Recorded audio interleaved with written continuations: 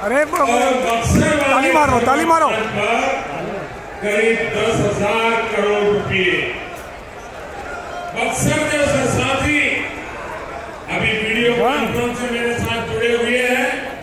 इतनी ही भारी भीड़ मैं यहाँ टीवी स्क्रीन पर बक्सर के लोगों की भी देख रहा हूँ। मैं यहाँ से दूर से उनको भी प्रणाम करता हूँ और इस शुभ अवसर पर उनको भी बधाई देता हूँ। बक्सर में बनने वाले थर्मल प्लांट 2015 में घोषित किए गए प्रधानमंत्री पैकेज और पूर्वी भारत को देश का ग्रोथ इंजन बनाने का हमारे विजन का हिस्सा है। जब ये दोनों प्लांट तैयार हो जाएंगे तो यूपी और बिहार को अधिक बिजली मिल पाएगी। ऊर्जा के प्लांट से यूपी के साथ ही दिल्ली, उत्तराखंड, राजस्थान और हिमाचल प्रदेश को भी बिजली मिलेगी। Oh beautiful, very nice, excellent excellent. Buxar के प्लांट से बिहार समेत पूर्वी भारत में बिजली सप्लाई सुधारने में मदद मिलेगी।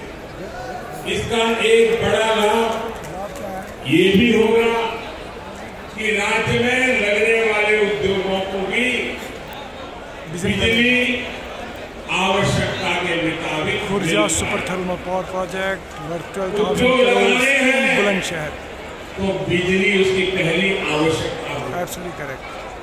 साथियों, हमारी सरकार बुलंदशहर 21वीं सदी में देश की ऊर्जा जरूरतों को ध्यान में रखते हुए अनेक क्षेत्रों में काम कर रहे हैं। पहले की सरकारों ने इसे प्राथमिकता नहीं दी। देश में कैसे पावर सेक्टर को नजरअंदाज किया गया, देश की ऊर्जा जरूरतों को नजरअंदाज किया गया, इसका एक उदाहरण कल ही कानपुर में मुझे दिखाई दिया। कल कानपुर में यहाँ पढ़े लिखे नौजवान हैं, उनको इस बात बराबर समझ आएगी। पढ़े लिखे नौजवान कल कानपुर में हम भी पढ़े लिखे हैं। उनकी पावर प्रोजेक्ट के विस्तार का काम आरंभ हुआ। लेकिन साथियों, आप ये जानकर हैरान रह जाओगे कि पनकी प्रोजेक्ट में 40-50 साल पुरानी हो चुकी मशीनों से काम लिया जा रहा। मशीनें हांफने लगी थी, कांग्रेस ज्यादा हाथ और मशीनों का भी।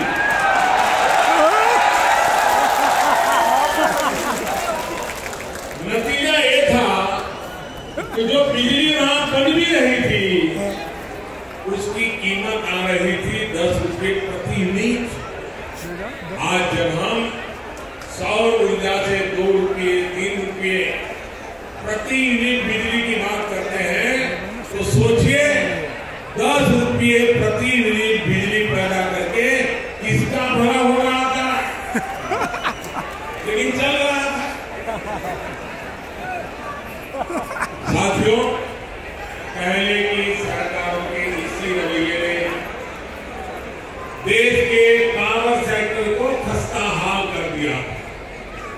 देश के लोग वो दिन नहीं भूल सकते जब टीवी चैनलों पर ब्रेकिंग न्यूज चला करती थी कि पावर प्लांट में 1-2 दिन का ही कोयला बचा है। सही है।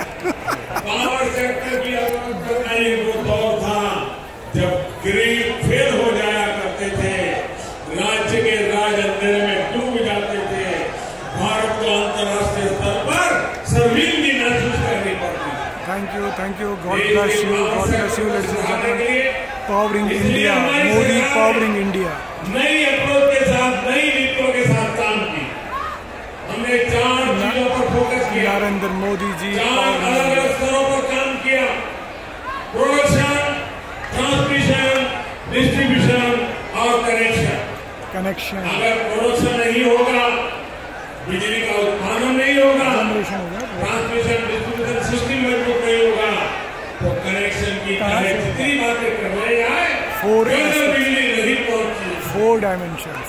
इसलिए 2014 में सरकार बनने के बाद हमने सबसे पहले बिजली के प्रोडक्शन पर बढ़ाने पर जोर दिया। God bless you. सौर ऊर्जा, पानी से बनने वाली ऊर्जा, कोयले से बनने वाली ऊर्जा और न्यूक्लियर पावर, सभी से उत्पादन बढ़ाने की दिशा में काम शुरू हुआ। जिस कोयले के आवंटन में देश में करोड़ों का घोटाला हुआ था, उसी कोयले की नीलामी के लिए हमारी सरकार ने देश को एक पारदर्शी और आधुनिक व्यवस्था दी। भारत की ऊर्जा सुरक्षा सुनिश्चित करते समय हमने 2022 तक 175 गीगावाट क्लीन एनर्जी के उत्पादन क्षमता जोड़ने का लक्ष्य भी रखा।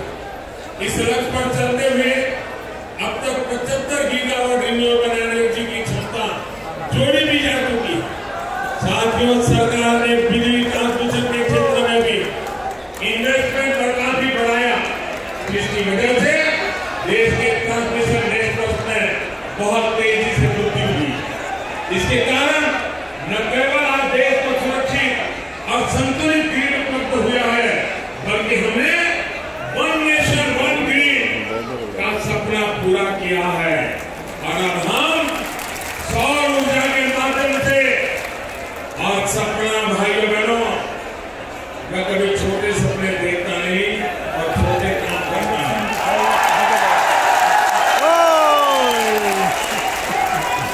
हमारा सपना है वन वर्ल्ड, वन सन, वन ग्रिड, एक दुनिया, एक सूरज, एक व्यवस्था। वन वर्ल्ड, वन सन, वन ग्रिड, और कभी न कभी साकार होने वाला है। साथियों, 1950 से लेकर